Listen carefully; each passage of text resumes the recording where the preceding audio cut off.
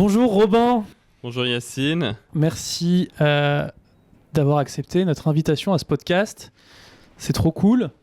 On s'est rencontrés de mémoire dans un salon génial qui s'appelle We Love Watches. Exactement, à la Samaritaine. Exactement, c'était il y a un peu plus de... Enfin, il y a presque un an du coup maintenant. Ouais, il y a presque un C'est an. quand la prochaine édition ? C'est en octobre, je pense. Ok, Donc, très bien. Ouais, Donc 9 mois. effectivement, on se rapproche. On a eu un petit moment pour s'organiser.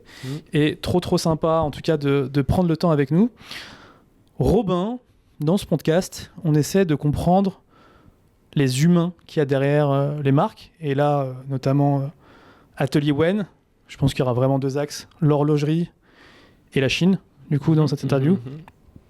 D'abord, est-ce que tu peux me raconter un peu ton parcours ? Est-ce que déjà tu es français ? Ouais, je suis français. Tu as vécu en France De depuis... 0 à 18 ans, j'ai vécu en France. Ok. Et... Parisien ? Non, je viens de Marseille à la base. Ok. Ouais. Tu as complètement perdu ton accent ? J'ai jamais eu, mais pas tout le monde ne l'a. Pas tout le monde ne l'a, mais Ok. non, je viens de Marseille. J'ai habité à Marseille de 0 à 18 ans. Ok. Marseille même ou... Marseille, ouais, Ok. Marseille même, à côté du stade. Trop bien. Est-ce que tu es supporter de l'OM ? Oui. Par obligation ? Oui, dans les faits et par obligation. Après, en réalité, c'est pas ma grande passion, le foot. Donc, je suis un peu un newbie du foot, quoi. Mais oui, si on me demande, c'est l'OM que je supporte. Très bien. Et à Marseille, très tôt, tu as eu la passion pour l'horlogerie ? Tu as été piqué très tôt ? Ouais, assez tôt, en fait. J'ai toujours aimé les montres, même quand j'étais petit. Alors, c'était pas une passion, on va dire, perso, mais j'aimais beaucoup quand j'avais des montres, quoi. Donc, je me rappelle quand j'étais vraiment tout petit, j'avais des Flic-Flac, des Casio. Quand j'étais au début du collège, j'avais découvert quelque chose qui s'appelait Tokyo Flash, qui faisait des montres avec des LED. Et des sortes de diodes, et c'était ultra futuriste. On vous mettra une incrustation, je vois pas du tout de quoi on parle. C'était assez marrant, ils étaient assez pionniers dans leur truc. Grosso modo, ils faisaient des sortes de montres rectangulaires où il y avait des affichages de l'heure sans aiguille, mais avec des systèmes en fait de voyants. Ça me dit quelque chose. Et qui s'allumaient avec des motifs verticaux, horizontaux. Des colonnes en fait de points. Exactement, Okay, exactement. Et j'en avais une quand j'étais en 6e. Alors ça m'allait pas du tout. La montre en plus elle était toute dorée avec un écran noir et des points rouges. Donc si tu veux, quand t'as 10 ans, ça fait très étrange. Mais j'en étais très content. Non. Donc depuis que je suis petit, j'ai aimé les montres. Mais le moment pour moi où il y a eu un déclic, c'est quand j'ai eu 14 ans et que pour mon anniversaire, mes parents m'ont offert une montre, on va dire une belle montre, une montre Seiko, un chronographe à quartz.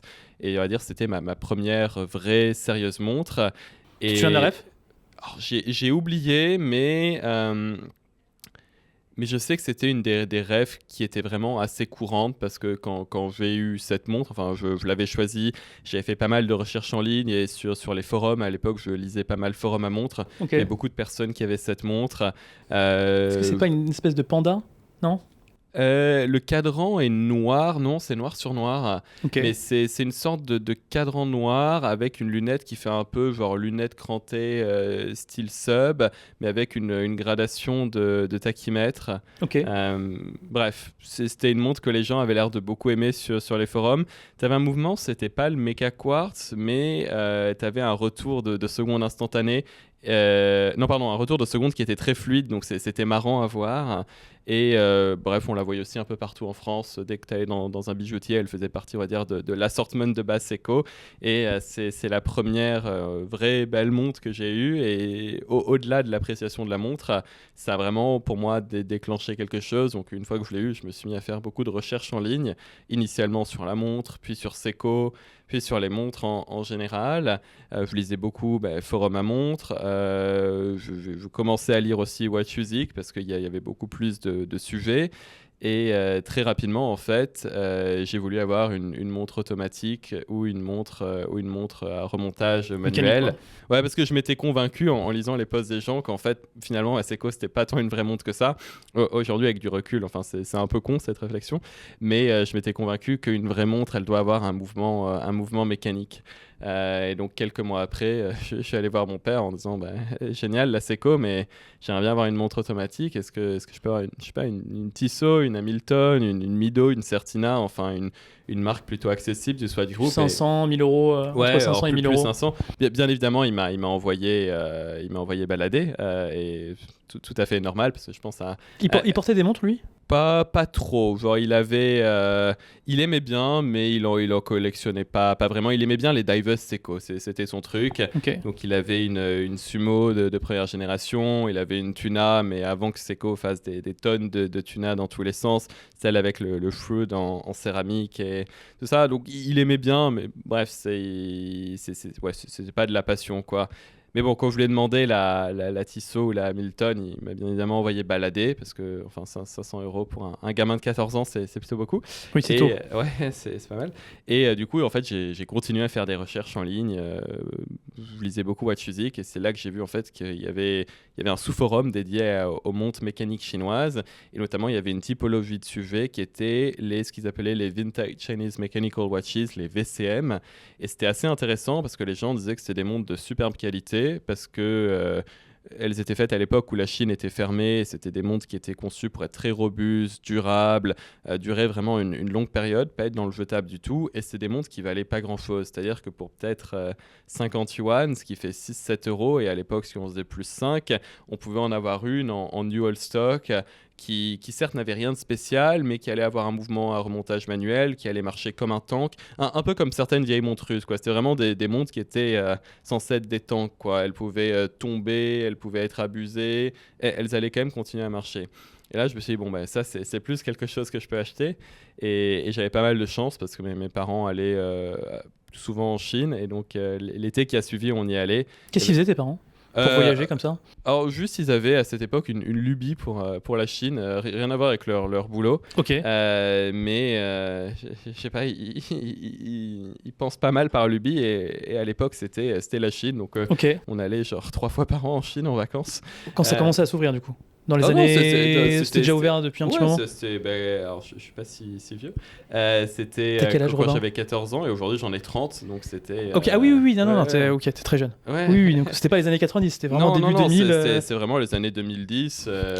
Voilà, quoi. Donc non, c'était il y a pas si longtemps que ça. Mais bref, j'ai acheté mes premières vieilles montres chinoises et j'en ai acheté 1, 2, 3, 4, 5 et puis 10, 20, 30.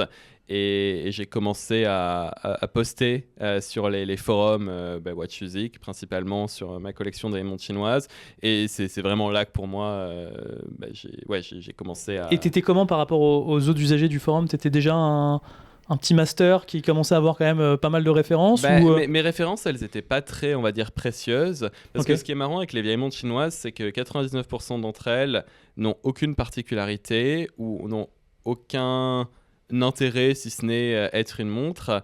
Et après il y a 1% qui est vraiment assez spécial, c'est-à-dire que c'était des montres faites pour des personnes particulières, pour des usages particuliers, pour des occasions particulières, et ce 1% est très rare, très recherché, très cher. Tu peux nous donner des exemples de rêves ? Par exemple dans les années 70 il y avait la Navy chinoise qui avait demandé à faire des montres de plongée, et ce qui est marrant c'est que c'était des montres de plongée qui vraiment étaient dans un but fonctionnel, quoi. C'était pas des montres de plongée pour faire beau, quoi. Il y avait un cahier des charges, il faut qu'elles soient résistantes à 200 mètres dans l'eau, il faut qu'elles soient très visibles, il faut qu'elles résistent au choc. Et ces montres coûtaient très cher à faire, donc très peu ont été fabriquées et elles étaient uniquement distribuées à des personnes qui avaient le grade de général. Donc vraiment très peu de personnes pouvaient avoir ces montres. Et ce qui est assez intéressant, c'est que... Généraux qui plongent pas, hein, évidemment. Non, qui ne plongent pas, bien sûr, et qui étaient sur les bateaux. Mais ce qui est marrant, c'est que comme c'était, on va dire, des personnes avec une sorte de capital social forte, rapidement, les autres élites de la société à l'époque ont aussi essayé d'acquérir ces montres de plongée. Et c'est devenu un peu le symbole dans un pays où il n'y avait pas censé avoir de symbole. C'était le symbole qui disait que quelqu'un était important, puissant et riche, quoi. Donc les ministres avaient cette montre, les gens politiquement importants, les gens qui travaillaient dans les ambassades avaient cette montre. Tu peux nous dire la ref, là, du coup, pour qu'on fasse une accusation ? C'est une montre de marque Shanghai et il y a 2 refs, il y a la SS2 et la SS4. La SS2 est plus rare, il y avait un mouvement 29 rubis, la SS4 est un peu moins rare, mais elle reste quand même rare. On vous les met au milieu de nous. Et donc ça, voilà, ça notamment, ça fait partie du 1% rare et ça coûte cher, c'est difficile à trouver, souvent elle ne marche plus. À l'époque, je pense une SS4, donc la moins chère, c'était autour de 700-800 euros. Okay. Et la SS2, c'était 4-5 000 minimum.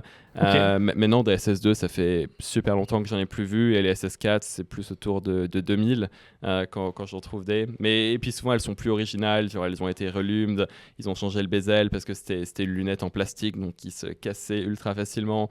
Mais bref. Voilà, moi j'avais pas ces montres-là parce qu'elles sont rares, chères et pas dans mes moyens, mais j'avais beaucoup des montres plus classiques. Et comme c'était une économie à l'époque complètement fermée, enfin quand ils fabriquaient ces montres et très pyramidales où tout était planifié en haut, en fait la plupart de ces montres ont été largement surproduites. Donc en fait on pouvait trouver des cartons et des cartons de New Old Stock qui valaient rien et qui marchaient très bien. Donc non, je parlais aux gens et j'avais une collection moins impressionnante, mais pour moi c'était vraiment le moment où voilà, ok, j'ai commencé à être dans ce microcosme des montres. Donc 0-18 ans, Marseille, j'imagine. Ouais. Et puis tu vas, j'imagine, faire des études quelque part. Exactement. Marseille toujours. Non, pas à Marseille. Donc je suis allé en Angleterre. Ok. En Angleterre et j'ai continué à acheter des vieilles montres chinoises. Mais j'ai eu un peu de bol parce que en fait, pendant ma première année d'université, j'ai gagné une bourse pour aller passer l'été à Pékin dans une université d'été. Il y avait il fallait écrire une sorte d'essai. Et bref, j'ai de la chance, j'ai gagné ce truc. Et en fait, par chance, dans un magasin totalement random, j'ai rencontré une des personnes avec qui j'échangeais sur le forum What Music à propos de vieilles montres chinoises. Mais cette personne n'était même pas un Chinois. C'était en fait un Canadien à la retraite qui était en vacances en Chine. Okay. Et je pense que la probabilité que ce genre de choses...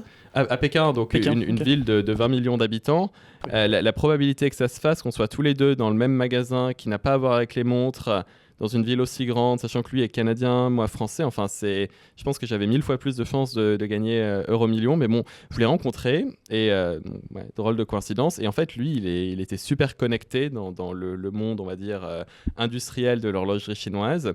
Et il m'a mis en relation avec le directeur de la Chambre horlogère de Chine, qui est en fait l'entité officielle qui on va dire, gère et régule à la fois les marchés de montres en Chine, mais aussi tout ce qui est le côté industriel et production. Donc j'ai vite fait rencontrer cette personne, on s'est bien entendu. Et l'année d'après, je suis retourné en Chine, ce coup-ci pour 1 an à l'université de Pékin. Et là, donc, j'ai recontacté cette personne qui s'appelle Li Wei. Et grosso modo, il est un peu devenu mon mentor. Il m'a pris sous son aile. Et pendant 1 an, en fait, il m'a amené un peu visiter tous les acteurs de l'industrie. On est allé voir les grands fabricants de mouvements. Donc, on est allé chez Seagull, dans la Shanghai Watch Factory, dans la Beijing Watch Factory. On est allé voir des horlogers indépendants qui aujourd'hui sont à la HCI, mais qui à l'époque ne l'étaient pas. Donc, un mec qui s'appelle Tan Zehua, un autre qui s'appelle Ma Suxiu. On est allé voir des émailleurs, des artisans, des cadraniers. Tout le game. Ouais, tout le game, des gros trucs industriels. Et là, vraiment, c'était la première fois en fait que je pouvais voir de l'intérieur. Et c'est pas donné à tout le monde parce que rentrer dans un atelier ou dans une usine en Chine, enfin ça se fait pas comme ça. Généralement, on n'y rentre pas. Donc pour moi, c'était une année merveilleuse parce que vraiment, j'adorais les montres chinoises. C'était ma passion numéro 1 et je pouvais vraiment voir comment elles étaient faites, rentrer à l'intérieur, parler aux gens qui les faisaient. Ça va paraître tout con, mais Seagull, j'étais un méga fan et rencontrer. Je sais pas, l'ingénieur... Seagull, ceux qui ont fait le fameux chrono... Le fameux chrono. Mais Seagull, c'est aussi le plus gros fabricant de mouvements au monde. C'est 4 millions de mouvements par an, que mécanique. C'est quoi les rêves de mouvements qu'on pourrait connaître? Ils font des tonnes. Ils font le SC19, qui est assez connu, donc qui est ce chrono avec la roue à colonne, en fait, qui est basé sur l'architecture du Vénus 175, dont ils avaient racheté les droits dans les années 60. Ils font des tonnes de clones d'ETA, qui sont dans le domaine public, mais qui, en fait, aujourd'hui, motorisent beaucoup de monde plutôt abordable. Ils font des tonnes de tourbillons. Ça a été un peu les premiers à avoir industrialisé à grande échelle des productions de tourbillons. Donc, ils font vraiment des tonnes de choses. Et ouais, j'ai eu l'opportunité de voir leur ingénieur principal. Et pour moi, j'étais vraiment genre un peu fanboy, quoi. C'est pas possible. Je t'arrête une seconde, Robin. Ouais. Parce que du coup, on parle de Chine, on parle d'usine. Mm-hmm. On va tout de suite lâcher l'image qu'on a des usines chinoises, des gamins qui y bossent. C'est sale, des horaires, des gens surexploités. Qu'est-ce que tu as vu? Parce que du coup, dans l'horlogerie, potentiellement, ça, c'est pas possible.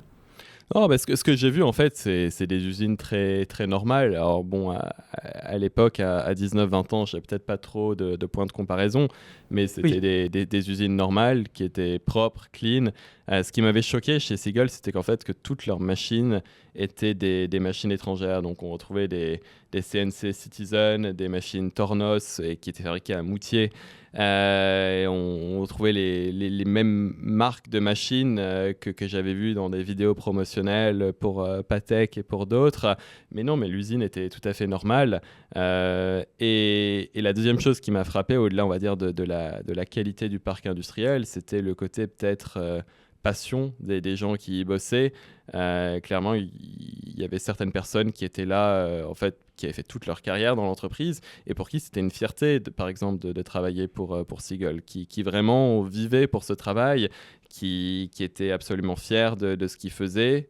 Et ça, c'était un aspect que j'avais jamais rencontré avant. Je pense que l'aspect qualité, je l'avais vu puisque j'ai acheté ces montres, mais l'aspect passion des gens derrière, l'aspect dédication, ça, c'était quelque chose que je connaissais pas. Et d'une manière assez marrante, ça me faisait aussi beaucoup penser au marketing des marques suisses, parce que souvent, elles vendent la passion, l'héritage, le dévouement de l'artisanat, mais en fait, c'était absolument pareil là-bas, quoi.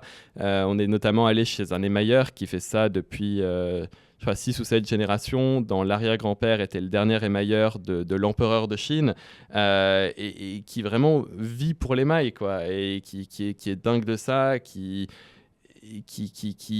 dédie tout ce qu'il a à l'émail, et j'ai trouvé ça absolument magnifique. Et c'est là, en fait, que dans une partie de ma tête a germé un peu l'idée, tiens, c'est marrant, personne ne connaît cet aspect, peut-être que ça pourrait être cool de faire une marque autour de ça. Ouais. Toi, tu te voyais quoi à ce moment-là? Est-ce que tu te voyais travailler dans cette industrie? Non, te faire recruter zéro. Moi, je me voyais faire du conseil ou de l'achat peut-être ou Non, j'étais dans une école de commerce, donc tout le monde faisait soit du conseil, soit de la banque d'investissement. Okay. C'était quoi comme école? C'est un truc qui s'appelle Warwick, Warwick Business School. Ok, je suis désolé, je connais pas. T'inquiète, c'est une école en Angleterre, au milieu de l'Angleterre, donc vraiment au milieu de nulle part. Et en bon mouton, je me voyais faire comme ce que faisait tout le monde à la sortie de l'école. Et après, j'ai même fait un master, pas dans cette école, dans une autre, mais aussi en Angleterre. Et tout le monde faisait aussi soit conseil, soit investment banking. Et je me voyais faire la même chose. Donc non, je me voyais pas du tout bosser dans l'horlogerie. C'est plus, je me disais, ça serait cool s'il y avait une marque comme ça. Et peut-être ça pourrait être un peu mon side project, quoi. Mais rien de trop sérieux, quoi. Juste une idée. Ok. Et vas-y, continue à nous raconter le cheminement du coup de. Ouais, non, bien sûr. Donc du coup. De cette idée du coup qui germe et qui grossit. J'ai vraiment passé l'année à. Je suis désolé, Robin. Je vais juste revenir. Ton mentor du coup, c'était quoi son rôle à ce moment-là? Il est devenu ton mentor après du coup sur la création d'Atelier Wen? Non, vraiment à l'époque. Je sais pas quelle a été sa motivation. Peut-être qu'il s'est juste dit c'est étrange d'avoir un mec de 19 ans français qui est honnêtement passionné des vieilles montres de mon pays et qui s'y connaît beaucoup. Donc il m'a juste un peu pris son aile, il m'a présenté à beaucoup de gens et je sais pas, peut-être que dans sa tête il s'est dit peut-être qu'un jour il voudra bosser là-dedans, et il a sûrement été très clairvoyant, et peut-être que ça lui sera utile, et ça a l'air d'être une personne qui vraiment a à cœur les montres chinoises, donc why not. Son rôle officiellement c'est toujours un des directeurs de la chambre horlogère chinoise, quoi. La meilleure personne à rencontrer quand t'es fan de montres chinoises. Quand t'es fan de montres chinoises, non, c'est ça qui est un peu improbable, c'est que c'est vraiment la meilleure personne à rencontrer, quoi. Il n'y a pas plus connecté, pas plus savant. Donc t'es déjà en train de, sans le savoir, faire ton carnet de fournisseurs. Exactement. Non, mais après, par la suite, ça a été méga utile. Donc, le reste de l'année, on a passé à visiter tout ça et c'était génial. Après, je suis rentré en Angleterre. Et en fait, la plupart de mes amis n'avaient pas fait d'année d'échange. Donc, tout le monde avait déjà été diplômé, quoi. C'était une licence. Et j'avais juste un ami, Wilfried, qui avait fait en fait le même échange que moi à Pékin. et qui lui aussi, quand il est rentré en Angleterre, il s'est rendu compte qu'il n'y avait plus personne. Les gens qui étaient maintenant dans notre année, c'était les gens de l'année d'avant. Et, les petits. Ouais, en bon connard, c'était on va pas traîner avec les petits quand même. Du coup, on s'est pas mal rapprochés. Et Wilfried, lui, il était méga entrepreneurial et il était ce serait cool qu'on fasse un business, qu'on ait un projet. Initialement, je l'avais aidé à faire une sorte de plateforme de cours de langue / aide à la rédaction de dissertations en anglais pour chinois. Ça n'a pas marché. Mais je l'avais aidé un peu avec du contenu et principalement du contenu. Et un jour, je lui ai dit, écoute, moi ce que j'aime bien, c'est les montres. Et j'ai vu cet aspect en Chine. Je trouve que c'est un peu injuste que personne connaisse, mais aussi il y a quelque chose de fondamentalement de vrai et de cool derrière, donc ça serait marrant qu'on puisse faire une marque de montre centrée autour de ça. Et à l'époque, il y avait beaucoup de gros Kickstarter qui se faisaient, notamment avec Linger, il y en avait d'autres, et donc Wilfried, qui est vraiment très start-up, il a vu ça, il s'est dit « Ah ouais, mais c'est sûrement la bonne opportunité, le bon filon ». Faisons une marque de montre. Et ça lui tenait aussi personnellement à cœur parce que lui, il est né à Hong Kong. Il a vécu... Mais Linger, de mémoire, c'était des petites montres quartz. Ouais, mais ils étaient... Oui, c'était des petites montres quartz, c'est pas très intéressantes, mais ils étaient assez pionniers. Okay. Ils ont été... très peu de temps après Daniel Wellington, donc il y avait encore cette énorme demande pour du minimaliste, 3 aiguilles. Et je dois dire, Wilfried n'y connaissait rien en montre et il n'en avait rien à faire des montres. Lui, il voulait juste faire un business. Je lui aurais dit, faisons des pneus en Nouvelle-Zélande. Il y a un nouvel truc, il m'aurait dit, go les pneus en Nouvelle-Zélande. Il était complètement agnostique et c'est juste qu'il a vu qu'il y avait une bonne traction pour les montres à l'époque, et donc il s'est dit ça doit sûrement être un bon business. Et en plus, il était né à Hong Kong, il avait vécu une grande partie de sa vie entre Hong Kong et Pékin, et donc ça lui tenait aussi. Il a des attaches du coup asiatiques ou Zéro, c'est juste que ses parents qui sont français bossaient à Hong Kong à l'époque et ils sont restés assez longtemps, mais il était quand même assez attaché à la culture chinoise, il parlait très bien chinois, enfin il parle toujours très bien chinois, et il trouvait aussi que tous ces préjudices, ces stéréotypes sur la Chine, il n'y a pas de culture, c'est que des contrefaçons, des copycats, que c'était pas très justifié. Donc il accrochait aussi un peu avec la dimension, aussi on permet de faire quelque chose de cool et de peut-être transmettre quelque chose qui nous passionne à tous les deux à un plus grand public. Et donc en dernière année de licence, on se pose et on se met à réfléchir à ce que pourrait être notre concept. Initialement, c'est vraiment un exercice presque académique, quoi. C'est OK, qu'est-ce qu'on ferait, quels seraient les produits, comment est-ce qu'on appellerait la marque, on a essayé des tonnes de noms, mais ça dépasse pas trop le papier. Moi, je m'amuse à faire des petits designs sur GIMP et je suis vraiment pas doué pour ça, donc les designs que j'ai faits étaient assez horribles.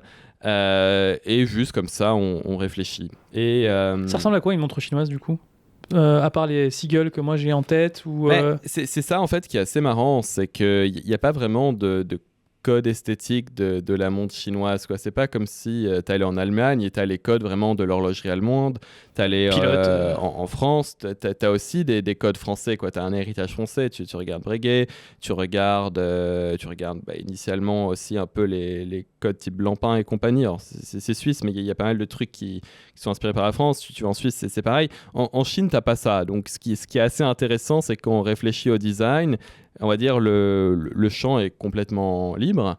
Il n'y a pas de trucs preset, il n'y a pas de ligne à suivre, on peut faire ce qu'on veut. Voilà, donc on réfléchit, mais on ne sait pas trop quoi faire. On se dit que ce serait bien d'avoir de l'artisanat, parce que la Chine est très riche en artisanat, mais ça va pas très loin. Et l'année d'après, lui va faire un master à Pékin. Moi, je reste en Angleterre pour mon master. Et là, il me dit, essayons de faire des meilleurs designs. Et coup de bol, mon mentor m'avait présenté à une prof d'université qui enseigne le design horloger. Donc, je contacte cette prof et je lui dis, écoute, on cherche des designers, mais on n'a pas d'argent. Est-ce que tu pourrais nous trouver des designers? Et elle dit, t'as de la chance. En dernière année, il y a ce projet que je fais avec les étudiants où ils doivent concevoir un produit de A à Z. C'est ce qu'on n'a qu'à faire. Bosse avec 2 de mes étudiants. Si ça marche bien, donne-leur un peu d'argent. Si ça marche pas, tant pis, ça sera un projet quand même très, très intéressant et formateur pour eux.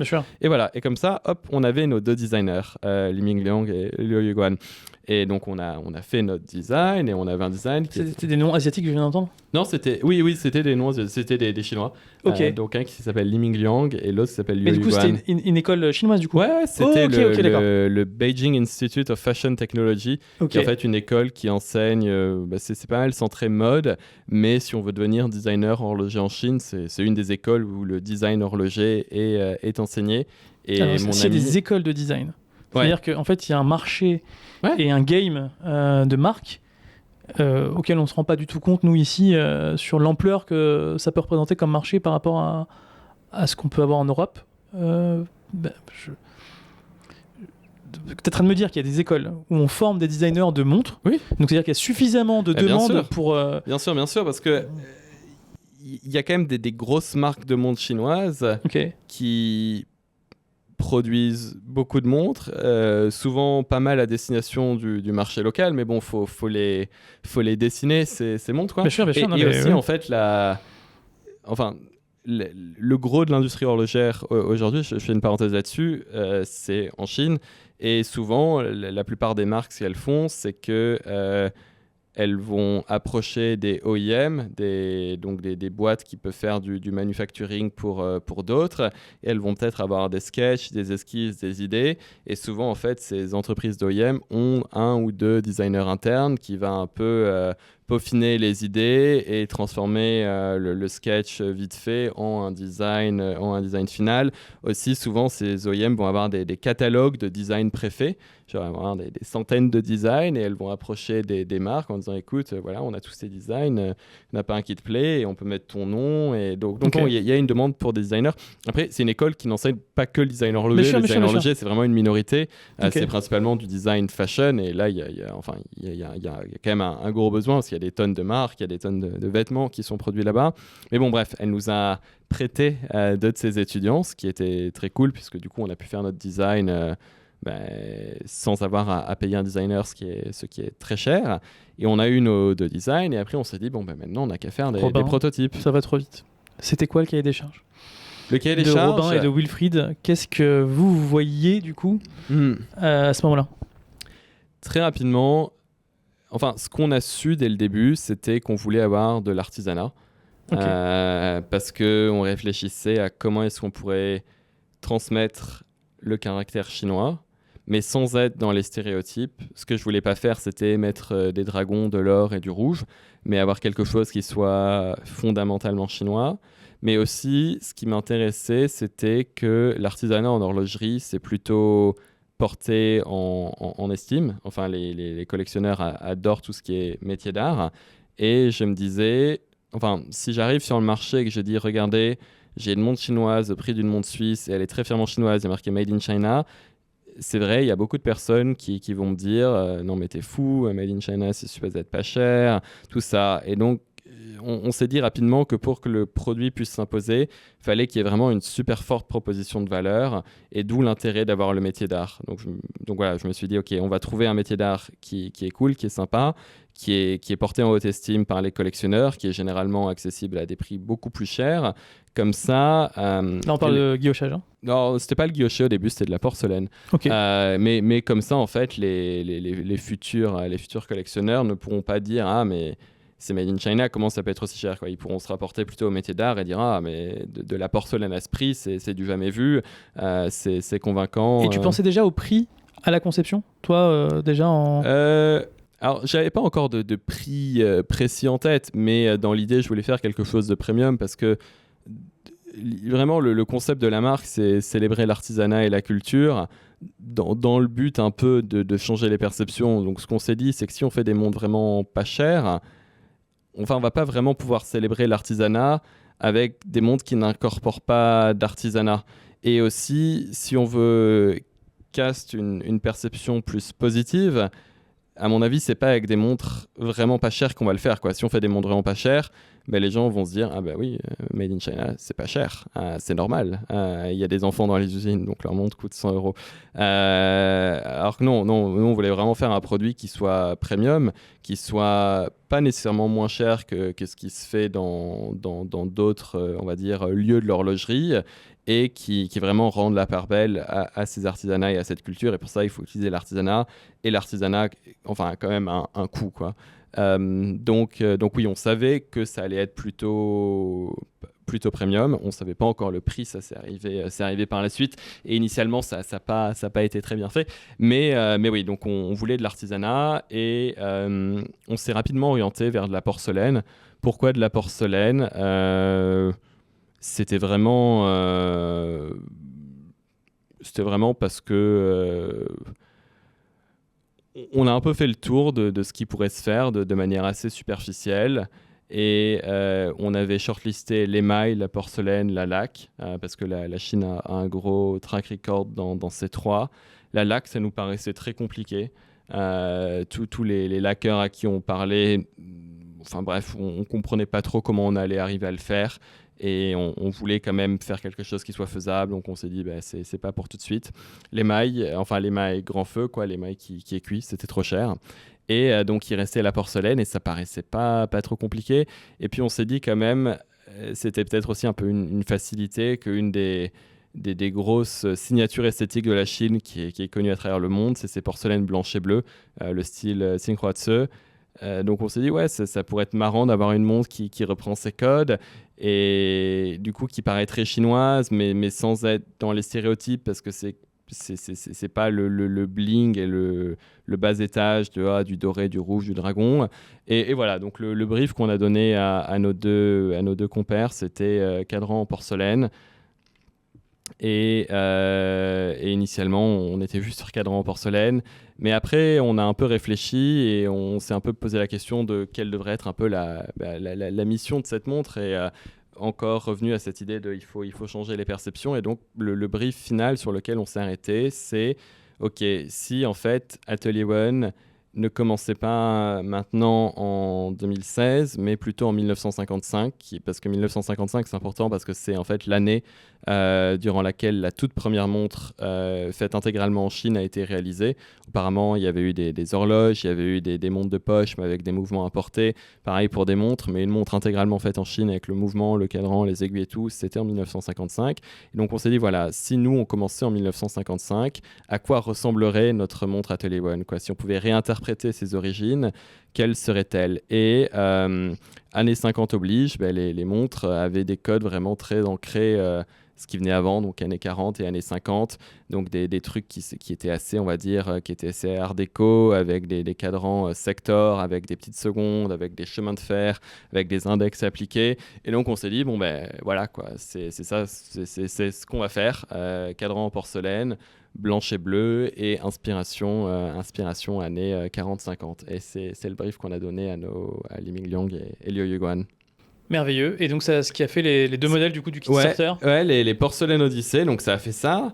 Et après, si tu veux, nous on n'a jamais avancé avec un plan très précis. Donc, on a eu les designs, on s'est dit, on fait quoi ? On a un peu réfléchi, on s'est dit, est-ce qu'on ferait pas des prototypes ? Et encore une fois, coup de bol, mon mentor Li Wei m'avait présenté à fabricant de mouvements, fabricant de boîtiers, fabricant de glace, de verre, d'aiguilles, et tout ça. Et donc, on les a contactés un à un. Et Wilfried, qui parlait couramment chinois, était parfait pour les gérer parce qu'il pouvait discuter avec eux de manière super fluide, aller dans les usines. Et on a fait nos prototypes. Et ils ont été finis plus ou moins au moment où on a été diplômés. Et encore une fois, on s'est dit, qu'est-ce qu'on fait ? Est-ce qu'on bosse en conseil finance ou startup tech, comme c'était lui son idée ?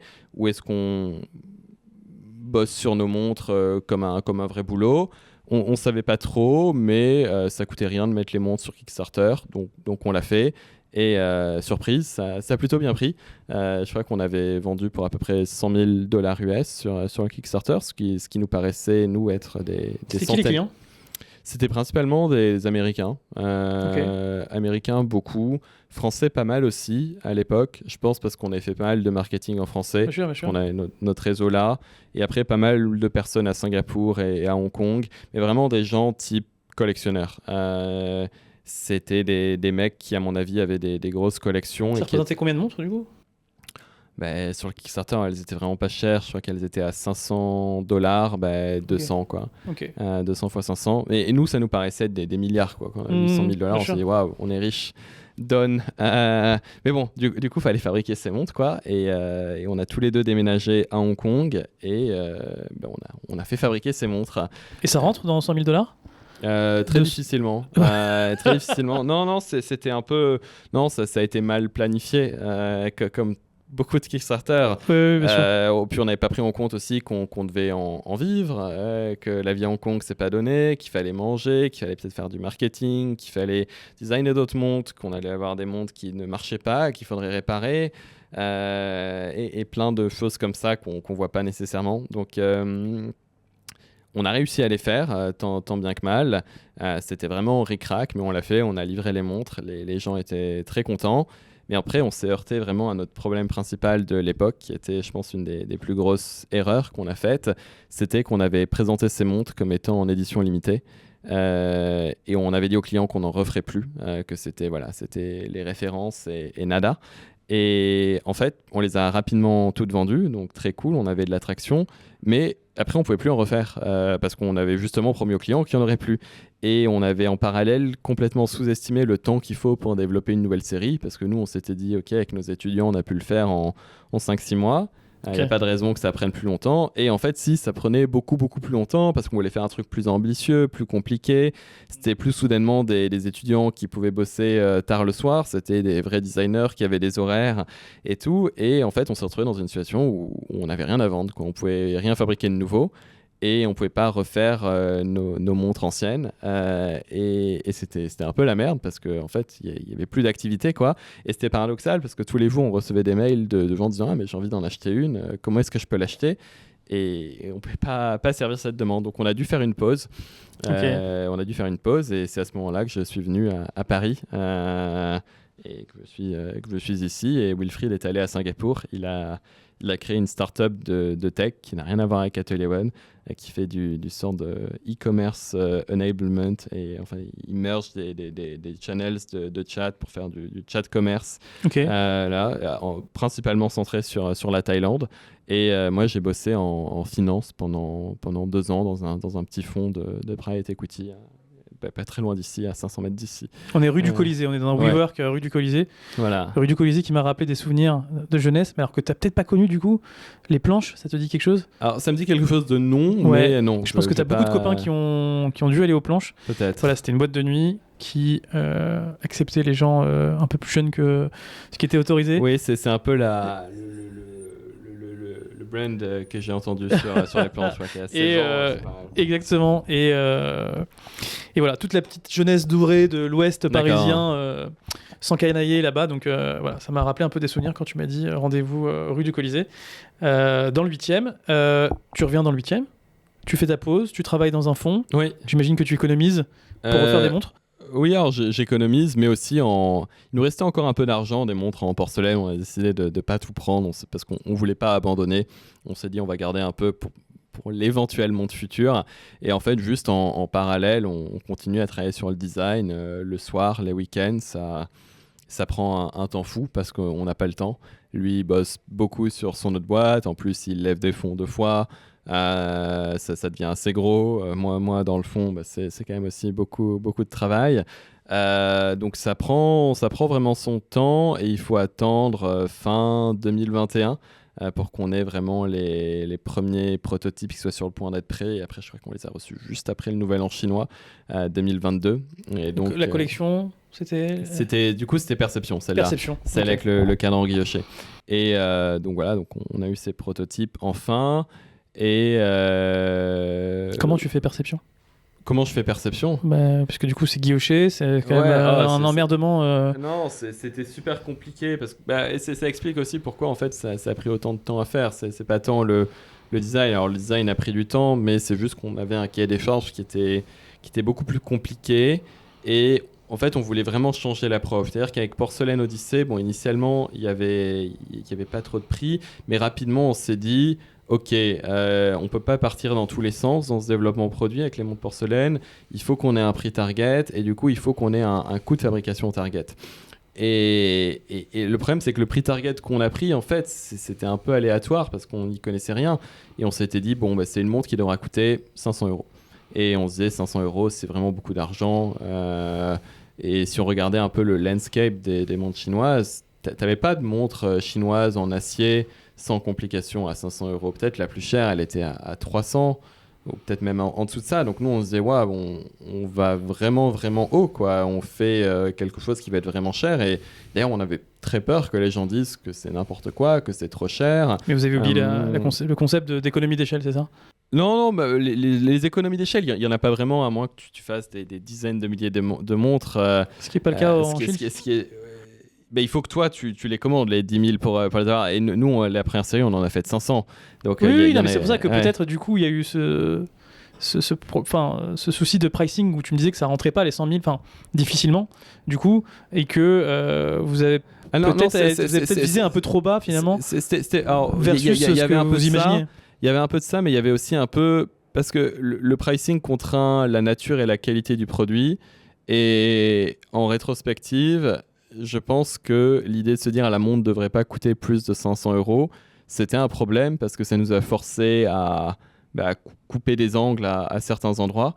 Et on aurait pu sûrement faire une montre meilleure qui aurait pu tout aussi bien se vendre. Et donc en fait c'était un peu l'approche qu'on a pris avec Perception. Au lieu de se dire la montre doit coûter X, donc les coûts doivent être en dessous de Y et on doit bosser avec ça, là on s'est dit tu sais quoi, on va juste faire la meilleure montre possible et on verra après combien ça coûte. Et si la montre est vraiment bien et qu'on la price de manière raisonnable, il n'y a pas de raison que ça marche pas.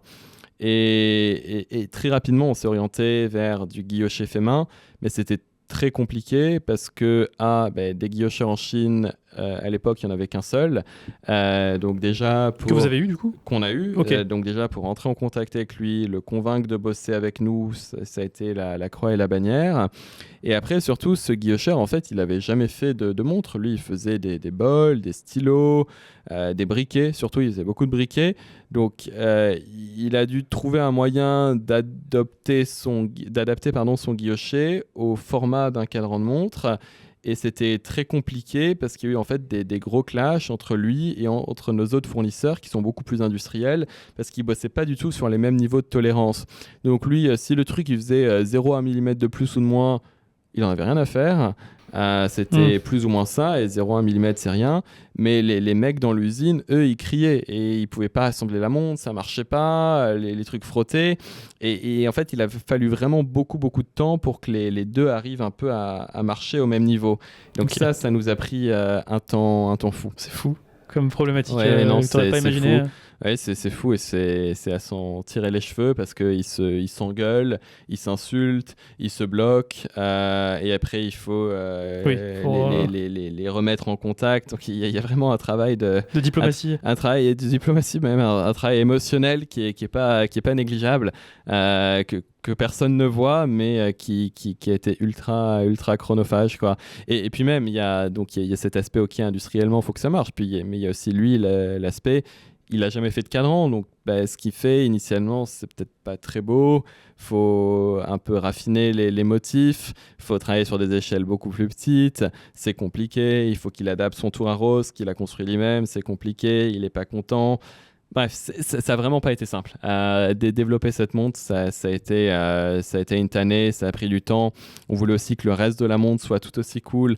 On a pas mal bossé sur le bracelet notamment, donc c'est une montre bracelet intégrée. Je pense qu'on a été assez clairvoyant là-dessus parce que, après ça a vraiment explosé les montres à bracelet intégré. Donc je pense le timing PRX, de la montre, notamment la PRX. La PRX est arrivée juste après, avant ou pendant ? Je crois qu'elle est arrivée un peu en même temps ou juste un peu avant. C'était quoi ? C'était 2021 la PRX. Je crois que c'était quelque chose comme ça. J'ai un doute, mais oui, effectivement. Vous avez été le timing était cool, mais de la hype, de l'intégrer. Mais donc du coup on s'était aussi pas mal emmerdé sur le bracelet parce qu'on voulait que les maillons soient très tight, mais en même temps que le bracelet soit assez flexible, qu'il arrache pas les poils. On a conçu un système de micro-ajustement qu'on a fait breveter. Un micro-ajustement on the fly, donc pas un qui nécessite d'enlever la montre, qui est vraiment tout petit, qui est très discret, qui est bien intégré. Donc vraiment c'est une montre sur laquelle on a voulu pousser la barre avec cette idée de on veut juste faire la meilleure montre possible et on verra ce qu'elle coûtera après. Mais bon, faire la meilleure montre possible, en fait c'était compliqué parce que le niveau d'attention devait être super élevé partout, parce qu'il fallait faire des choses qui n'étaient pas simples à faire, qui n'étaient pas trop faites, qu'on savait pas faire. Donc tout ça a pris un temps fou, mais on a eu les protos début 2022 si je ne m'abuse. Et à l'époque on savait pas encore ce qu'on allait en faire, et si même ça allait marcher. Mais en mars-avril, je suis allé à Genève pour Watches and Wonders, donc juste en mode touriste, et j'ai un peu montré la montre à droite à gauche. Elle plaisait beaucoup. Je l'ai notamment montré à Waco de Révolution qui était ultra fan, et on a lancé rapidement après. Ça a vraiment bien pris, ça a été sold out super rapidement, donc c'était cool. Une perception, il n'y avait qu'une couleur à l'époque? Trois couleurs. Bleu, saumon, grise. Okay. 3 couleurs, bleu, saumon, grise. Le premier batch, 300 pièces, on les a vendus en moins de 24 heures. Alors je sais qu'aujourd'hui, avec tout ce qui est hype et tout, il y a des trucs qui se vendent en 10 secondes, mais nous on trouve ça cool, surtout qu'il n'y avait pas de gros budget marketing ou quoi que ce soit derrière. C'est vraiment notre audience et de la PR un peu organique. Et donc non, quand on a vu que les 300 montres se sont vendues, là on s'est dit ok, peut-être qu'on tient quelque chose, parce qu'elle était beaucoup plus chère. Elle était à $2100 en précommande, alors que la dernière était à 500, donc on avait fait x4. Elles sont toutes parties, les gens avaient l'air d'être très positifs, et là je me suis dit bon ben en fait faut faire un choix. Dedans il y a quoi comme mouvement? Un mouvement Peacock. Donc Peacock, c'est un des autres gros fabricants de mouvements en Chine avec Seagull. C'est un mouvement qui est très fin, qui, en termes de performance, c'est on va dire assez standard, qui fait peut-être 40 heures de réserve de marche, plus moins 10 secondes, mais en fait qui a vraiment la particularité d'être méga fin, ce qui nous permettait d'avoir une montre très fine. La montre faisait moins de 10 mm d'épaisseur, elle faisait 9,4, tout en ayant un cadran qui est assez épais, parce que en fait, quand on vient faire le guilloché, on le fait plutôt profond, donc il faut suffisamment de matière pour le faire, et en même temps aussi tu avais une résistance à 100 mètres, donc fallait que ce soit un peu solide, donc voilà, ça c'était le mouvement. Mais après le lancement, moi je redécide de m'y mettre, je quitte le fond, et voilà, après je me remets sur la télé. Full-time, du coup, exactement. Et nouvelle collection aussi qui sort après Perception? Alors, pas encore. Là, ça fait 3 ans qu'on n'a rien sorti en termes de nouvelles collections. J'avais cru voir sur le site 2 lignes du coup de collection. T'as peut-être vu les porcelaines qui sont sold out depuis 2019. Okay, et on a lancé l'année dernière un truc qui s'appelle Millésime. En fait, Millésime, c'est une édition limitée annuelle faite pour la communauté, basée sur un modèle existant. Donc l'année dernière, on a fait une millésime Perception, puisque c'est que ce qu'on a. Mais non, il n'y a pas encore de nouvelles collections. Et encore une fois, c'est la même réflexion qu'avant. C'est développer une nouvelle collection, ça prend vraiment beaucoup de temps. Ça prend un temps fou, donc ce coup-ci on n'a pas fait la même erreur qu'avant. On n'a pas dit que Perception était une édition limitée, on a dit qu'on en faisait un nombre limité chaque année, mais qu'elle serait là pour durer, et on a fait des éditions limitées sur le côté en collab, beaucoup avec Révolution, avec Wristcheck à Hong Kong. On a fait notre millésime l'année dernière, mais le corps lui reste. Et est-ce que tu peux me parler de ce cadran un peu Perception qu'on va se remettre en incrustation au milieu? Est-ce que tu peux nous raconter un peu les vibes, les index, du coup, les petits symboles autour des index? Qu'est-ce que ça veut dire? Tes choix d'aiguilles aussi, qui est assez singulier. Non, c'est vrai, c'est les aiguilles un peu dressées pour une montre qui est sportive, mais c'est fait exprès. Donc, le cadran, il est assez intéressant pour pas mal de raisons. La première que les gens voient pas nécessairement, c'est la structure du cadran. En fait, parce que Perception, c'est une montre qui est inspirée par l'architecture traditionnelle chinoise, donc il y a pas mal de petites références. Par exemple, si tu regardes le côté du boîtier, quand tu le tournes, ça peut te faire penser au toit d'une pagode. Les maillons hexagonaux qu'on a, ça ressemble à une typologie de fenêtre assez courante dans des vieux bâtiments. Donc il y a pas mal de petites références. Mais là où on allait le plus loin, et ce dont je suis le plus fier, c'est le cadran, parce qu'en fait, le cadran, il y a pas mal de niveaux. Donc tu as une base. Après, tu as le disque guilloché. Dans le disque guilloché, tu as des fentes. Dans ces fentes, tu as les index qui viennent s'incruster. Et dans les index eux-mêmes, tu as aussi des fentes. Et tu as une sorte de disque surélevé qui vient s'insérer dans les fentes des index. Et en fait, c'est... Tout ça est du coup mis sans... Enfin, c'est juste imbriqué, quoi. C'est tout par imbrication. Alors, tu as des points, des trucs appliqués avec des pieds pour que ça tienne. Mais c'est tout par imbrication. Et en fait, nous, l'idée, c'était de s'inspirer d'une ancienne technique de construction chinoise qui s'appelle Sun Mao, qui consistait en fait à construire des bâtiments sans clous ni vis, où tout était fait par imbrication. Okay. Alors, c'est un truc très, très ancien. Et à l'époque, les temples, les palais étaient tous faits comme ça. Et donc, on trouvait que c'est vraiment une bonne inspiration de design, parce que vraiment, on arrivait à reprendre un concept esthétique et presque philosophique chinois et à l'appliquer au format du cadran de montre. Donc voilà, déjà, tu as cette construction. Et après, sur le disque surélevé, effectivement, tu as un motif chinois qui s'appelle Huiwen. En fait, c'est un motif qu'on utilise depuis nos montres porcelaine, qui est un peu devenu une de nos signatures esthétiques. C'est un motif qui plutôt porte chance et bonheur et qui est de bon auspice. Et comment on a développé ce motif? Donc, en fait, sur notre première montre en porcelaine, comme je te disais, on voulait être inspiré un peu des années 40, 50, et on voyait que souvent, tu avais des chemins de fer. Et donc, initialement, on avait un chemin de fer, mais puis un jour, Wilfried était à Séoul et il était dans un musée d'art ancien. Et il y avait une section dédiée à l'art chinois. Et il m'a envoyé une photo d'une boîte laquée où il y avait justement ce motif. Et il disait, tiens, c'est marrant, en fait, c'est ultra régulier, ces indentations. Et limite, on pourrait peut-être l'adapter pour en faire un avec 60 gradations. Et ça pourrait être notre chemin de fer. Donc, on l'a fait sur les montres en porcelaine. Et les gens ont beaucoup aimé ce détail. Et donc, du coup, en fait, on a décidé de l'adapter à perception. C'est pas exactement le même. Il est vraiment adapté au modèle. Mais dans l'idée, c'est la même chose, quoi. C'est ce motif qui porte chance avec 60 différents segments. Et d'ailleurs, dans nos nouvelles montres aussi, il y aura toujours ce motif. C'est vraiment quelque chose qu'on veut garder comme élément de design, mais à chaque fois adapté au format de la montre. Comme ça, esthétiquement, on n'est pas là à copier-coller des éléments, mais tu as quelque chose qui fonctionne dans le contexte esthétique. C'est un peu pareil pour les aiguilles. Nos premières montres avaient des aiguilles-feuilles, et quand on dessinait Perception, on s'est beaucoup posé la question de comment est-ce qu'on construit un langage de design pour la marque, quoi. Enfin, quand tu n'as pas d'historique, quand tu n'as pas 200 ans d'héritage, comment est-ce que tu fais? Donc, en fait, on a essayé d'individualiser et d'isoler les éléments qu'on pensait pouvait faire Atelier One. Et donc, tu avais le chemin de fer, tu avais les aiguilles-feuilles, tu avais quelque chose d'assez particulier au niveau du caseback. Et après, on s'est juste posé la question de comment est-ce qu'on peut adapter ces aiguilles-feuilles au format de Perception. Et donc, du coup, en fait, on a fait des aiguilles-feuilles qui sont très massives, qui sont grosses, avec du lume, donc moins dressiques sur les premières, mais qui restent alignée et cohérente avec ce qu'on a pu faire. Et ça, c'est toujours une question qu'on se pose vraiment, comment créer un peu notre grammaire de design. Et avec chaque montre qu'on fait, ce que j'aimerais bien faire, c'est à chaque fois pouvoir isoler 1-2 éléments de plus, les ajouter un peu au répertoire des éléments qui vont être là, et après qu'on dessine la prochaine montre, dire ok, voilà, donc il faut qu'on ait le Huiwen, les aiguilles-feuilles, qu'on ait X, Y, Z, qu'on ait pris de perception, A, B, C, D de la future montre. Et comme ça, vraiment, à mon avis, on pourra construire quelque chose de cohérent et une sorte de signature d'identité visuelle. Merveilleux. Et derrière on a derrière, ce dragon. Alors, c'est pas un dragon, c'est un lion. Un lion, pardon. T'inquiète, c'est un lion gardien. À la base, il devait pas être comme ça. À la base, ça devait être juste un fond solide avec quelque chose de très 3D. Personnellement, j'aime pas trop les montres où on peut voir le mouvement à l'arrière. Okay. C'est pas tant que j'aime pas voir le mouvement, mais c'est que souvent, je trouve que le mouvement qui est montré, enfin, c'est sympa de le voir, mais c'est souvent des mouvements peut-être assez communs qu'on a vus, qu'on a revus.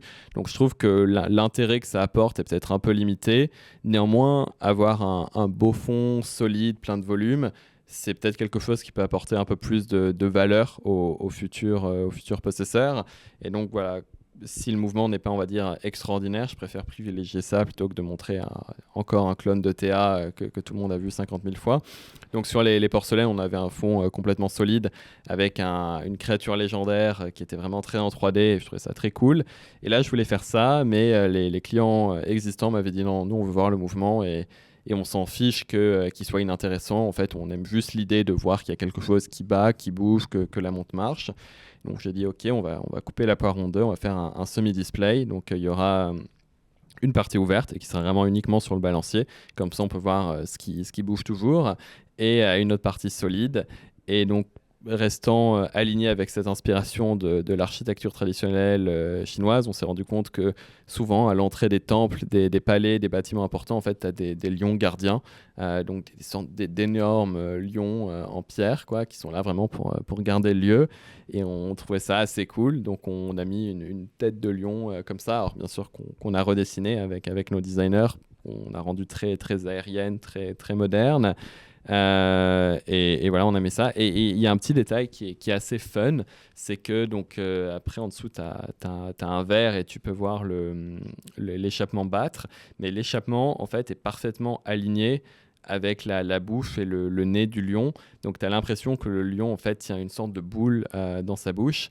Et dans la mythologie traditionnelle chinoise, le lion qui tient une balle ou une boule ou enfin un truc circulaire dans sa bouche, c'est vraiment un truc qui est de très très bon augure. Okay. Donc tu as ce petit clin d'œil où en fait il tient l'échappement et du coup ça porte chance. Et aussi bon c'est un peu cartoonesque, c'est un peu plus enfantin. Mais je sais pas, moi j'aime bien avoir des fois quelque chose d'un peu plus fun sur la montre et bon, c'est pas sur le cadran, donc ça diminue pas la montre, ça la rend pas puérile, mais pour celui qui la porte, il a un peu ce petit clin d'œil, ce petit truc fun quand il la tourne et c'est que pour lui ou pour elle. Et j'aime bien cette idée. Merveilleux, cette perception. Toi, quand tu as lancé la prod et que tu t'es dans la conception de ces montres-là, donc tu étais en contact avec principalement des Chinois, qu'est-ce qu'ils pensaient de ton projet ? Sur les premières montres, sur les montres en porcelaine, tout le monde pensait que ça allait foirer. Il y a pas mal de personnes chinoises qui sont allées voir mon mentor en disant que c'était une connerie, qu'il fallait pas le faire, que ça pourrait pas se vendre. Que personne n'en achèterait, que c'était pas les goûts du marché, bref. Avant qu'on lance nos premières montres, c'était en Chine, c'était 99% négatif. La seule vraiment personne qui croyait dans la chose, c'était notre mentor et il a dû pousser certains fournisseurs pour accepter de bosser avec nous parce qu'ils voulaient juste pas perdre leur temps et perdre leur argent. Quand on a sorti les premières montres, ça a vraiment pris de court pas mal de personnes en Chine où ils n'arrivaient pas à comprendre comment on avait pu le faire parce que c'était des montres qui n'avaient pas de complications, n'avaient pas de métaux précieux et coûtaient à minima 2 fois plus cher que eux la montre la plus chère qu'ils avaient. Donc ils savaient pas, ils connaissaient pas ce genre de clients, ils comprenaient pas comment on avait pu faire le marketing pour bouger ce genre de produit. Donc après, quand on a développé Perception, même si les gens ne comprenaient pas nécessairement comment on le faisait, ils étaient assez enclins de nous aider parce qu'ils avaient pu voir le track record qu'on avait et qu'on pouvait le faire, qu'on pouvait vendre ce genre de montre. Et donc là, ils étaient beaucoup, beaucoup plus positifs. Ok. Et tu as des clients chinois ? Oui, on en a. Alors, on en a, on va dire, en Chine, en Chine complète. On en a énormément à Hong Kong. Hong Kong, c'est un de nos plus gros marchés. En Chine mainland, on en a un peu. On n'en a pas des masses. La raison, c'est que les canaux de marketing et de distribution en Chine sont très différents des canaux que tu peux avoir dans le reste du monde. Et en fait, être actif en Chine, ça revient presque à dédoubler tes opérations parce que tu as très peu de spillover. Enfin, tu n'as pas Instagram, Facebook et quoi que ce soit en Chine. Les Chinois ne font pas de .com e-commerce. C'est pas dans les mœurs locales d'aller sur atelierone.com et d'acheter une montre. Tout passe sur des plateformes comme Tmall, comme JD. Mais c'est un écosystème qui est très différent, c'est une manière de travailler, de gérer les activités qui est très différente. Donc en fait, assez rapidement, on s'est rendu compte qu'on n'avait pas la bande passante pour faire à la fois la Chine continentale et le reste du monde. Et on s'est dit, ok, on va commencer par tout ce qui est hors Chine mainland. Et après, peut-être un jour, on reviendra à la Chine continentale. Mais en parallèle, on a ouvert avec des retailers dans le pays. Donc on a un à Pékin, un à Shanghai et un à Shenzhen. Et eux marchent plutôt bien. Alors, c'est pas des volumes énormes parce que c'est pas des retailers énormes, mais ils commandent de manière assez régulière et ils arrivent à vendre leurs montres. Et quand je vais voir sur les sites de seconde main chinois, je vois que les montres ne perdent pas leur valeur. Donc, c'est bien qu'il doit y avoir de l'appétence pour ces montres. Mais nous aujourd'hui, on n'a pas trop la bande passante de le faire. Le truc, c'est que c'est vraiment compliqué de faire du marketing en Chine ou de faire du marketing comme nous on sait le faire. Je pense que ce serait très chaud. Et essayer de glisser l'idée un peu parce que, je sais pas, via des UGC ou des influenceurs, parce que j'imagine que ça doit exister aussi là-bas. Existe, oui. Mais jouer sur cette fibre un peu patriotique, nationaliste. C'était ce qu'on pensait. Quand on a décidé d'aller sérieusement dans cette aventure, on s'était jamais dit que notre gros marché, ce serait les US. Nous, on s'est toujours dit le gros marché, ça sera la Chine, parce qu'on voit qu'il y a un peu une montée de la fierté locale, qu'il y a pas mal de politiques qui sont mises en place pour favoriser le fait local, mais à des niveaux qualitatifs et pas nécessairement entrée de gamme. Et on voyait dans des industries adjacentes, principalement les smartphones, les automobiles, l'audio, que de plus en plus de clients locaux achetaient du local premium qui n'était pas nécessairement moins cher que les marques étrangères. Néanmoins, pour les montres, il y a encore un énorme chemin à parcourir. Je pense que les Chinois riches, ils portent quoi ? En fait, c'est très dur de généraliser. Bien sûr, mais... parce qu'il y a plein de trucs. Mais les hommes politiques, voilà, toute cette classe... Encore une fois, c'est super dur de généraliser. Il y en a des qui sont collectionneurs de montres, des qui ne sont pas collectionneurs de montres, comme ici. Ici, on va avoir des hommes politiques qui portent des Rolex sans savoir ce qu'ils ont, et des qui sont vraiment des gros collectionneurs et qui vont porter des montres complètement inconnues pour le grand public et qui sont des montres de collectionneurs, genre des Journes. Oui. C'est pareil en Chine, mais en fait, je pense encore le gros du marché, c'est pas un marché de collectionneurs, c'est un marché qui est drivé par la marque, par la reconnaissance sociale peut-être qu'engendre la marque. Et à mon avis, c'est très naturel parce que la Chine, c'est un pays qui s'est ouvert dans les années 80. Et donc, à ce moment-là, il y a eu vraiment un phénomène avec des personnes qui rapidement sont passées de très pauvres à très riches. Souvent, quand ça arrive, après, on cherche une consommation qui est peut-être plutôt dans l'ostentatoire. Le positionnement. Exactement. Donc, il y a ça. Et après, il y a, je pense, les LVMH, Kering, Richemont, Swatch Group, qui ont fait un très bon travail marketing. Donc, ils sont rentrés en Chine tôt, quand ça s'est ouvert, et qui n'ont pas lésiné, quoi. Elles sont rentrées, elles y sont allées en pleine puissance dès le début, et ça a été très smart parce que grosso modo, elles se sont créées pour elles-mêmes le marché des montres chinoises. Et aujourd'hui, je ne vais pas dire qu'elles possèdent l'intégralité du marché, mais le gros du marché, à un certain niveau de prix, ça reste des marques étrangères. Et la plupart des clients de montres chinoises, au-delà d'un certain prix, enfin de montres en Chine, pardon, au-delà d'un certain prix, vont préférer des marques étrangères parce que ils ont vu des tonnes de pubs et ça leur a été répété que Swiss Made ou Made in Germany, ça sera forcément mieux. Ça on le savait pas et on le voyait pas venir. Mais ouais, donc le marché de masse un peu compliqué. Après, en Chine, il y a un marché de collectionneurs, comme tu peux l'avoir aux US, ici et tout. Et en fait, ces collectionneurs, c'est notre marché là-bas, comme c'est notre marché dans le reste du monde. Et je pense qu'ils répondent plus ou moins aux mêmes drivers. Le problème, c'est comment réussir à leur parler à ces collectionneurs. Parce que, encore, en dehors de Chine, c'est pas ultra compliqué. Tu vois, tu peux run des publicités sur Meta et tu as des possibilités de segmentation et de targeting qui sont ultra granulaires. En Chine, tu n'as pas ça. Donc oui, tu peux faire tourner de la pub sur Weibo, sur WeChat, sur Zhihu, sur Hongshu et tout, mais le targeting va vraiment pas être dingue. Donc en fait, tu vas toucher beaucoup de gens, mais la plupart de ces gens ne sont pas pertinents. Bosser avec les influenceurs, c'est extrêmement cher en Chine, surtout les influenceurs de niche, et de niche chère, alors t'imagines pas, c'est des prix qui sont insensés. Fais-nous rêver, on t'a demandé combien ? J'ai des gens qui m'ont demandé 15 000 balles pour un post sur Hongshu que personne ne lirait.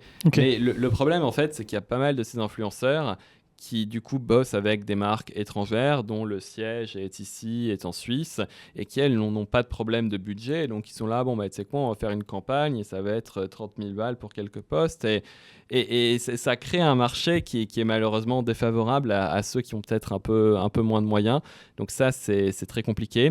Et dernier truc, nous un de nos gros drivers initialement ça a été la PR, et donc être sur tout ce qui est, je sais pas, Hodinkey, Fratello, Time and Tide. Et c'est plutôt intéressant ici parce que c'est des sites qui ont beaucoup de trafic, mais qui ont un trafic qui reste très spécialisé.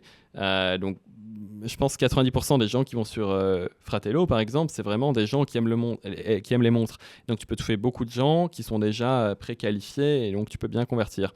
En Chine, personne ne lit les équivalents locaux qui ont été créés. De manière générale, personne ne va aller sur un site pour lire des informations. Ça va tout passer par des apps et donc il n'y a pas ce canal ou ce format-là. Donc c'est vraiment compliqué. C'est vraiment pas simple et donc les retailers, c'est une bonne option. mais c'est une option qui est du coup beaucoup plus lente parce qu'ils opèrent à leur échelle, à leur niveau, dans leur cercle.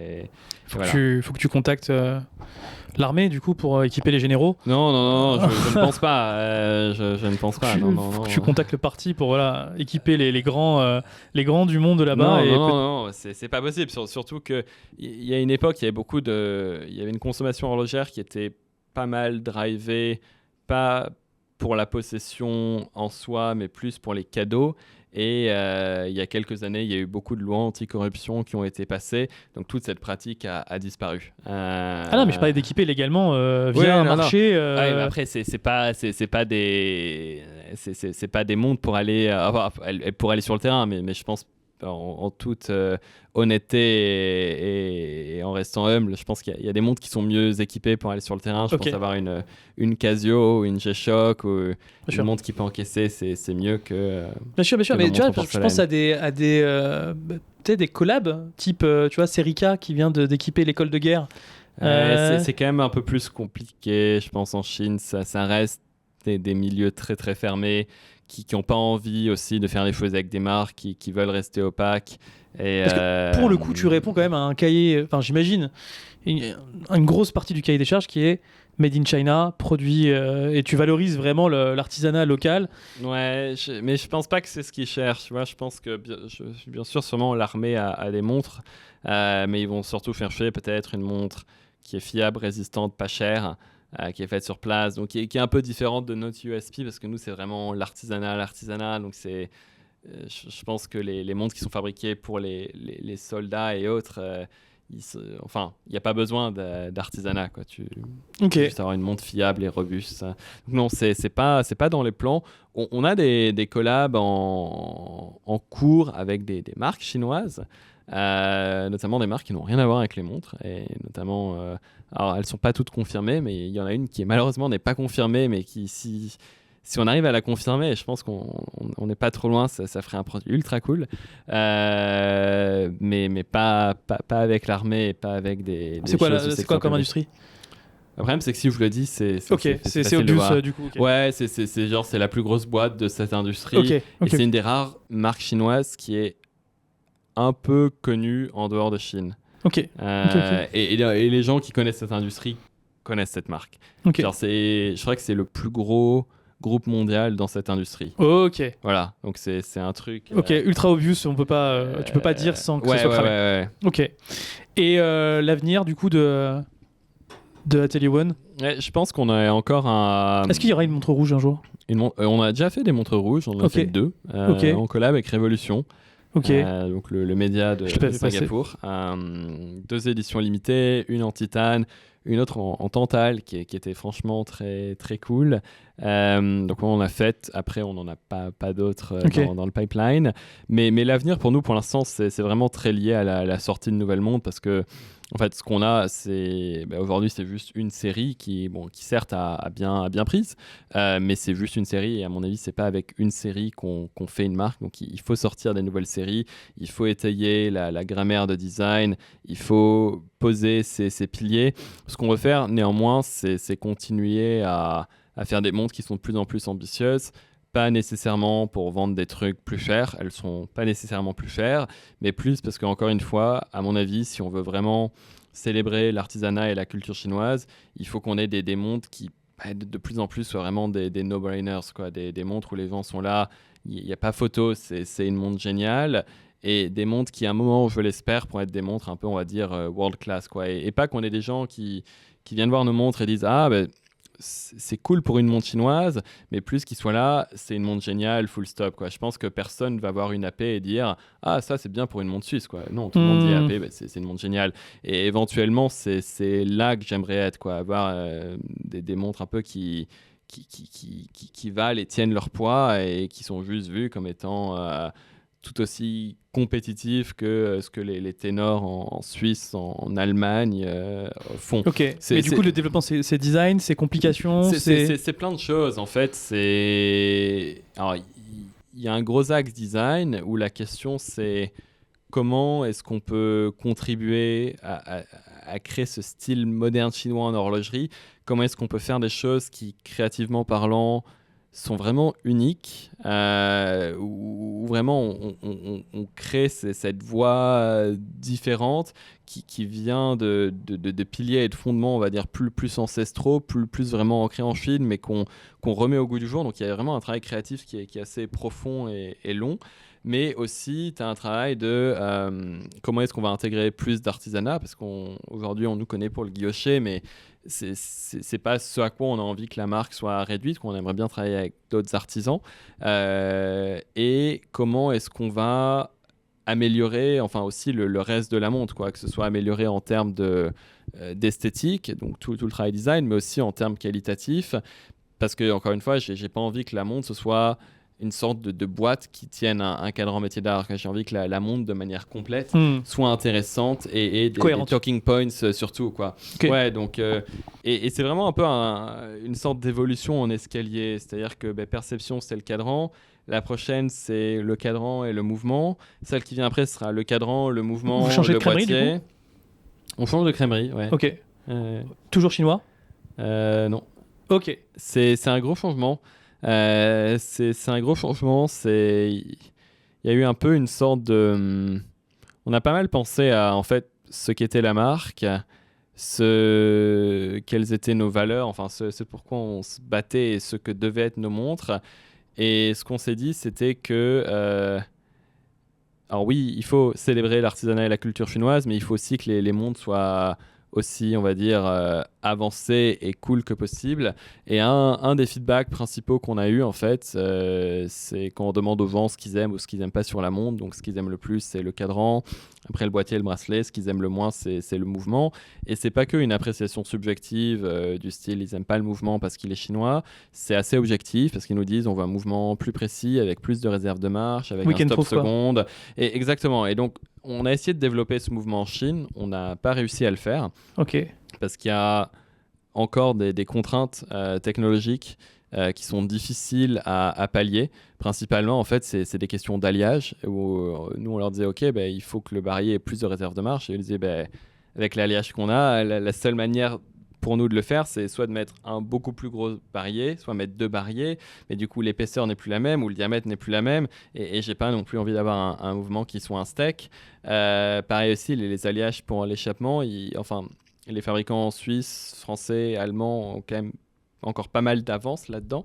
Et Peacock, Seagull, à qui on parle, font énormément de R&D sur développer des nouveaux alliages, mais ça va encore prendre quelques années.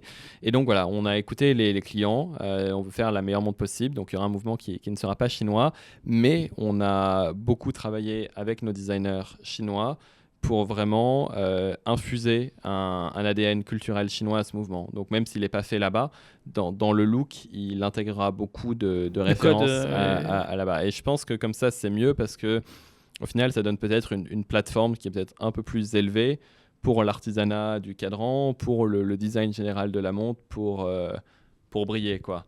T'as un calendrier du coup de sortie là, de ce que tu nous teases? J'en ai un. Donc la première, elle arrive vraiment bientôt, s'il n'y a pas d'autre retard, ce qui n'est pas garanti. Mais normalement, elle devrait arriver on est le 5 juin, au moment où on tourne cet épisode. Je pensais qu'on est en retard. La première devrait arriver le 10 juillet. Okay. Bon, il y a une chance possible que ce soit pas le 10 mais le 20 parce que c'est une montre qui est vraiment complexe à faire et on a du mal avec les cadrans. Sans rentrer dans trop de détails, c'est un cadran qui combine 2 artisanats qu'on a fait de manière vraiment vraiment poussée, et à chaque fois qu'on essaie, il y a 2 étapes sur ce cadran qui sont un peu particulières. En fait, les cadrans cassent souvent et donc on se retrouve, on devait avoir 15 prototypes avant Watches and Wonders en mars. Aujourd'hui on en a 3. Et on fait des progrès, on arrive à comprendre pourquoi ça casse, on teste des choses pour que ça ne casse pas, mais c'est vraiment quelque chose... Ça casse en production ou ça casse after en assemblage et production, mais il y a 2 étapes où ça peut casser, et c'est encore beaucoup de travail pour comprendre comment ça ne cassera pas. Donc on essaie tant bien que mal de sortir nos protos, mais on a du mal. Donc voilà, ce sera peut-être pas le 10 juillet, ce sera peut-être un peu après, mais il y a cette première montre et il y aura la deuxième qui sortira normalement début septembre. Elle, c'est plus sûr parce qu'on a les protos finaux, ils sont bien. J'ai passé le mois dernier à la montrer sans mauvais jeu de mots un peu partout. Donc voilà, ça c'est assez excitant parce que c'est vraiment une montre où... Celle que j'ai aperçue tout à l'heure ? Exactement. Qui, elle, est vraiment très, très holistique, où c'est vraiment le cadran, le boîtier, le mouvement, le bracelet. Il y a des trucs, notamment le boîtier et le bracelet, où on est, je pense, les seuls à le faire. Et c'est quelque chose qui est très demandé aussi en Suisse, mais que personne n'arrive à faire jusqu'à présent. Donc non, je suis assez excité par cette montre. Et niveau mouvement, il y aura une énorme surprise, donc ça sera... Trop cool. J'ai hâte d'appuyer sur la fin de l'enregistrement pour que tu me le dises en off. Je te montrerai. Génial. Robin, on a beaucoup parlé de la Chine et des Chinois. En quoi les Chinois sont mauvais ? En quoi sont-ils mauvais ? C'est très dur de généraliser, quoi. On peut pas dire... Là, dans ton expérience aujourd'hui, qu'est-ce que tu t'es dit ? Franchement, j'aurais fait ça en Suisse ou en France. Là, pour le coup, ce serait passé vraiment beaucoup plus crème. C'est une bonne question. C'est une bonne question. Je pense qu'il y a un peu, chez certains de nos fournisseurs, une tendance à... Je ne sais pas comment la qualifier, mais je peux te donner un exemple. Par exemple, on veut faire quelque chose, un composant d'une certaine manière. Et il se trouve que c'est compliqué de le faire de cette manière. Et donc, ils vont nous dire non, on va insister pendant des mois. Et après, ils vont dire mais si vous augmentez le budget de 2%, alors bien sûr qu'on peut le faire. Et des fois, je me dis, mais enfin, pourquoi vous ne nous l'avez pas dit dès le début, quoi ? Pourquoi vous n'avez pas dit, en fait, oui, on peut le faire, mais ça sera plus cher. Donc, il y a pas mal. Et c'est pas nécessairement un tort, mais c'est plus une réflexion initiative, du coup, peut-être. Qui est de, voilà, par défaut, on va essayer de le faire le moins cher possible et on imagine que ça devrait être comme ça et on pense que le budget, c'est ça. Donc, en fait, on va dire non plutôt que de dire oui, on peut le faire et ça coûtera ce prix. Et ça, c'est quelque chose en fait sur lequel on a perdu beaucoup de temps au début parce que en fait, on bataillait à vouloir faire des choses et eux nous disaient non jusqu'à qu'on comprenne que faut peut-être nous initier le fait de dire ok, ça peut coûter plus cher. Et maintenant, enfin, on a plus de problèmes parce que maintenant qu'on a des trucs un peu compliqués, on dit d'emblée c'est pas grave si ça coûte plus cher, c'est juste dites-nous. Et donc voilà, ça c'était un peu un problème qui nous a fait perdre un peu de temps. Mais par exemple là, alors très bien que tu m'avais parlé de tes fournisseurs, leur manière de bosser, mais par exemple ton guillocheur, si tu devais lui trouver un gros défaut. Après c'est sans généraliser, c'est ton guillocheur. Alors après, je vais te demander son plus gros, évidemment, son plus gros avantage. Je pense que son plus gros défaut, c'est aussi son plus gros avantage. C'est que c'est un mec qui est très drivé par la passion et qui est très émotionnel. Je pense le fait de faire du guilloché en Chine, parce que le guilloché à la base, c'est pas du tout chinois. Il n'y a pas d'historique du guilloché en Chine. C'est le premier à le faire. Il n'a pas de machine. Il sait pas comment le faire. Il a tout essayé de comprendre par lui-même. Il faut vraiment avoir une passion démesurée pour le faire, quoi. Je sais pas, quoi. Comme si toi, demain, tu me disais, bon, maintenant, je vais devenir maître laqueur traditionnel et faire de la laque millefeuille. Enfin bref. Faut vraiment avoir quelque chose qui dépasse l'entendement pour le faire. Et lui, qui plus est, il l'a pas fait de manière, on va dire, graduelle. C'est en gros, il s'est dit, ok, je vais faire ça, je quitte tout, je pars à la campagne, je vais vivre dans une grotte, et maintenant je vais essayer de comprendre comment faire un tour à rose. Et d'ailleurs, je sais pas rond. Donc, je suis vraiment admiratif de ce côté extrême et de ce côté passion. Par contre, on a eu des épisodes où il a clashé avec certains de nos autres partenaires, de nos autres fournisseurs, et où c'était aussi déraisonnable, quoi, où il s'engueulait, mais il n'y avait pas de fondement, on va dire, rationnel derrière la chose, quoi. C'était purement dans l'attaque, toi t'es un con, bah toi t'es un plus gros con. Et ouais, bon, après c'est un peu chiant parce qu'ils se parlent plus, il faut aller au milieu, faut faire en sorte qu'ils s'y entendent, on perd du temps. Donc ouais, je pense que son problème c'est qu'il peut être assez émotionnel, mais c'est aussi un avantage parce qu'une personne, à mon avis, moins émotionnelle et plus raisonnable n'aurait jamais fait ce qu'il a fait. Okay. Enfin, personnellement, à sa place, je ne ferais jamais ça. Enfin, ça serait insensé. Mais voilà. Ok. Bah écoute, je pense que Robin, on a un peu tout abordé. Est-ce que toi, t'as des choses que tu aimerais dire qu'on n'aurait pas évoquées pendant ce podcast? On a évoqué beaucoup de choses. Je pense qu'on a été plutôt complet. On se donne rendez-vous en septembre du coup pour présenter les nouveautés. Yes. Et au pire à We Love Watches pour en parler avec grand plaisir. Avec grand plaisir. Merci Robin.